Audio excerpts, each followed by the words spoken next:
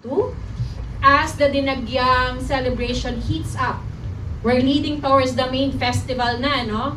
May pasabog ang GCash at Globe, no?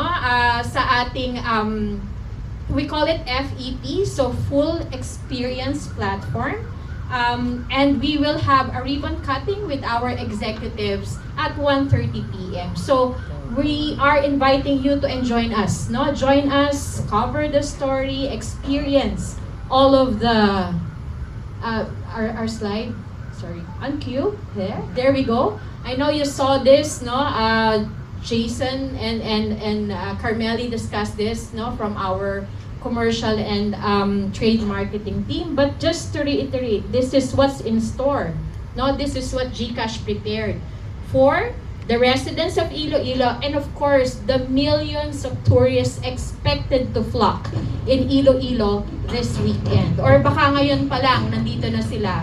From what I'm hearing, suspended na ang classes, di ba? Talagang fiesta mode, no? Ramdam na ramdam mo. Pag lumalakad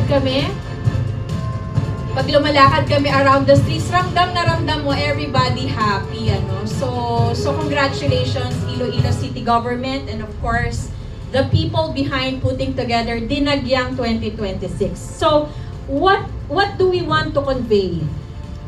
GCash actually prepared a battery of experience for everyone to enjoy. So, I hope our friends from the media, our friends from the influencer groups, please i-experience nyo siya at ikwento nyo siya sa amin, no? I know medyo nakakapagod, but we have 3 days to complete it. So, ayan po, ano, meron tayong mga piso deals. Imagine, piso lang ang turon, piso lang ang waffle time.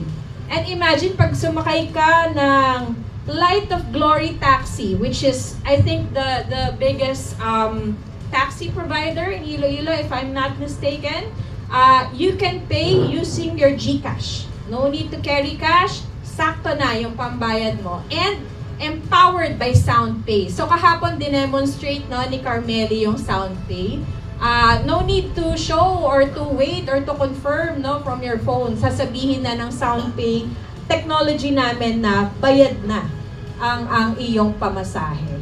And so much more, no? Kahapon na-meet natin, some of you met our GCash Pera Outlet Plus partners dyan sa, I forgot the street, sa mini convenience store, tapat po ng 7-Eleven, pero in fairness, mas malakas siya kay the other, no? Mas malakas siya sa competition niya.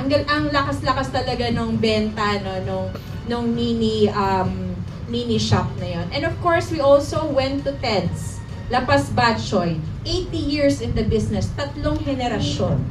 At ngayong taon po, nag-modernize ang TED by adopting GCash payments, no? So you can already pay using your GCash or using your tap-to-pay Visa card at TED's to enjoy your many kinds of batchoy. Learnings ko po yan, so iisa-isahin ko yung batchoy types para matikman natin lahat.